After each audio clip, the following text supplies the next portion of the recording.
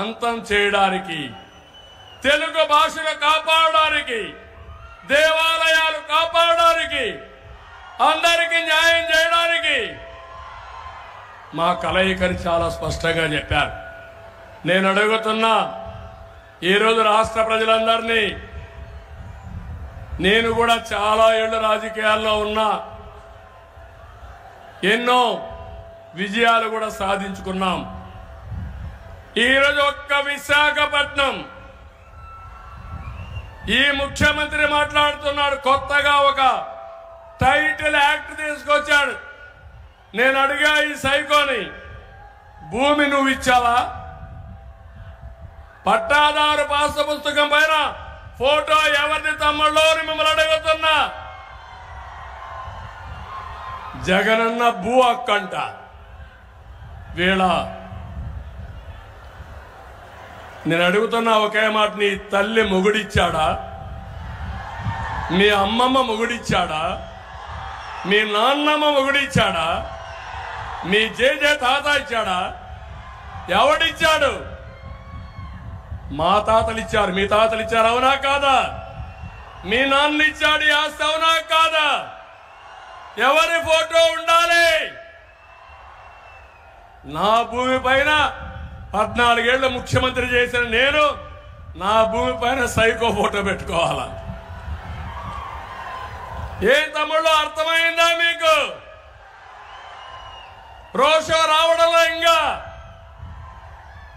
రోషం వస్తే, నిన్న చూశాను ఎంప్లాయీస్ చూస్తే కడుపు నిండిపోయింది నాకు. నిన్న పోస్టల్ బ్యాలెట్లు వచ్చాయి, ఈ రోజు కూడా పోస్టల్ బ్యాలెట్లు వచ్చాయి.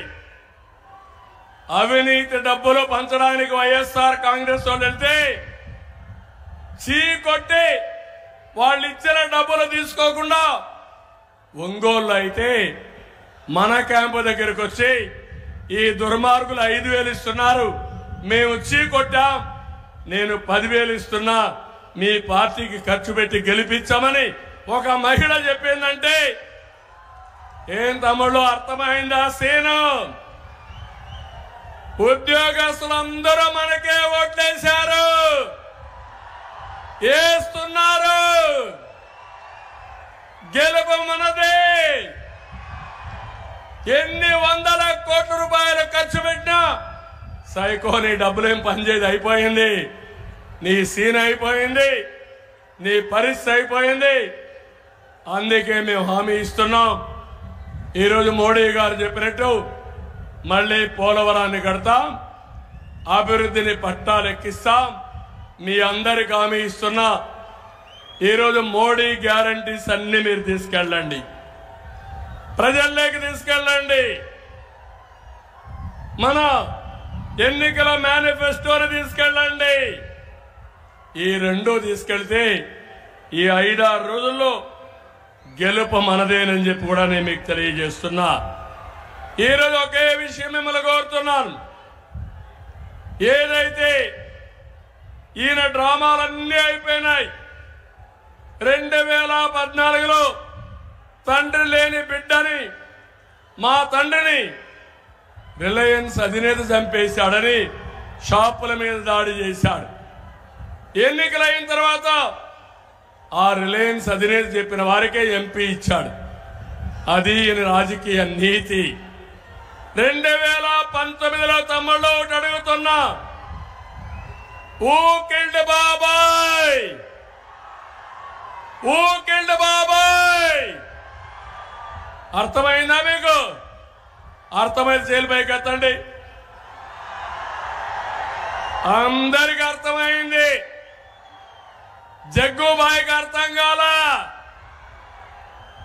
అందరూ జగ్గుబాయి చేతికి చెవిలో చెప్పాలి, నువ్వే నీ బాబాయిని చంపించి నాటకాలు ఆడుతున్నావని అడగాలి. మీరు గాని అది చేయకపోతే మీ ఇంటికి వచ్చేది గొడ్డలే.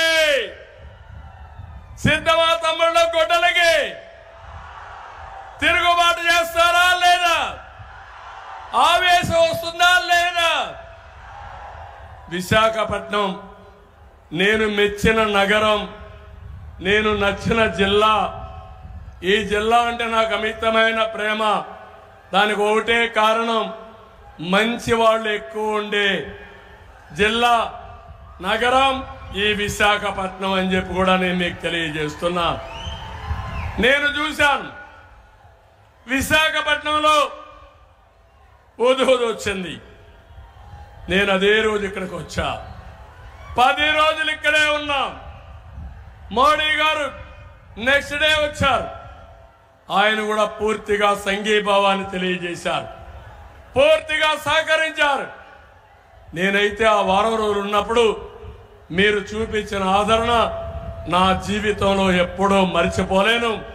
నేను ఒకటే సంకల్పం చేశా, తిరిగి విశాఖపట్నాన్ని మీరందరూ కోలుకున్న తర్వాతనే వదిలిపెట్టి వెళ్ళాలని ఇక్కడే ఉండెళ్ళా. అది ఇప్పుడు కూడా జ్ఞాపకం. మొన్న ఎన్నికల్లో 4 ఎమ్మెల్యేలు తెలుగుదేశం పార్టీని గెలిపించారంటే అది మీ మంచితనం. మంచి చేస్తే మరిచిపోని ప్రజానీకం.